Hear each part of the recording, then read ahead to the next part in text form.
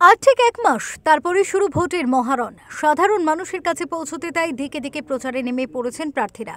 মঙ্গলবার যাদবপুর লোকসভা কেন্দ্রে নির্বাচনী প্রচারে ঝড় তুললেন সুজন চক্রবর্তী এবং সৃজন ভট্টাচার্য।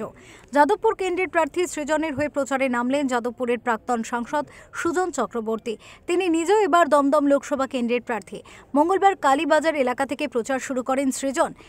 সুজন চক্রবর্তী বলেন, কবির সুমন, সুগত বসু এবং মিমি চক্রবর্তীর মতো প্রার্থীদের ওপর যাদবপুরের মানুষ আর ভরসা করতে পারছেন না। মানুষের প্রয়োজনে পাশে থাকবে এই রকম প্রার্থীর প্রয়োজন, তাই বামেদের ওপরই ভরসা রাখবেন যাদবপুরবাসী বলে জানান তিনি।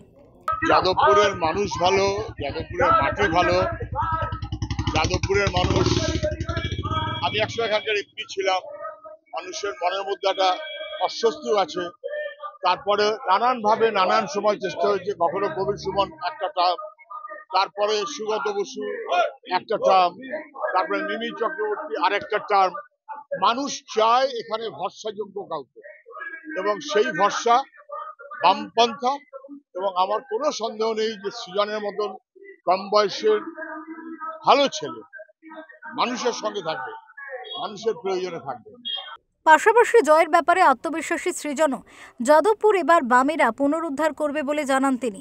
সৃজন বলেন, দেশ ও রাজ্যে একাধিক নারী নির্যাতনের ঘটনা ঘটেছে। মহিলাদের ভোট হিসেবে না দেখে মানুষ হিসেবে দেখা উচিত বলে মন্তব্য তার।